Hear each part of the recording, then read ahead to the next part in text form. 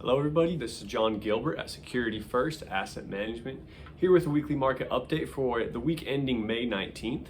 Now first off, I just wanted to remind everybody that we have our second quarter referral drawing that is coming up here soon.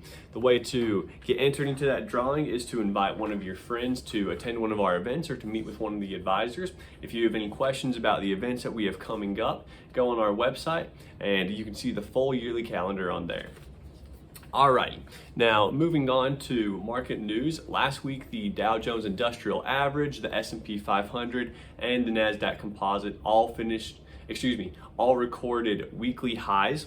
So they hit records that they had never got up to before last week.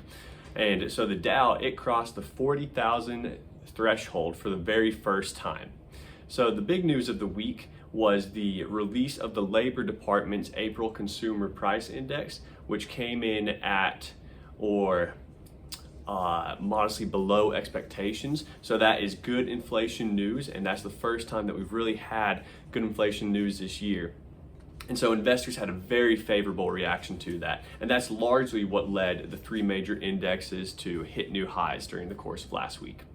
So the Consumer Price Index, which is a gauge for goods and service costs across the US economy, it rose 3.4% in April from a year ago. Now, core prices, so that excludes the volatile food and energy items, that climbed 3.6% annually, and that is the lowest increase since April of 2021. So that's some real favorable news on the inflation front, which could potentially suggest that interest rates might come down at some point this year. Now, the Federal Reserve Chair, Jerome Powell, he affirmed that the central bank does have plans to hold interest rates at their current level until they do have more evidence that a slowdown in inflation is here to stay. And so earlier this year, there were three firmer than expected inflation readings. And so this one report alone isn't going to convince the Fed to change its course just yet. However, that does open up the window for there to be rate cuts on the table later this year, and that does soothe investors' fears about further rate hikes.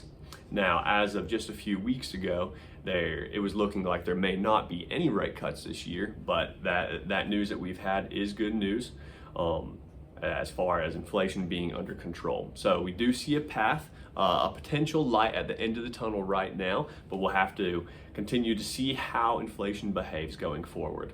Thank you all so much for tuning in. Have a great week.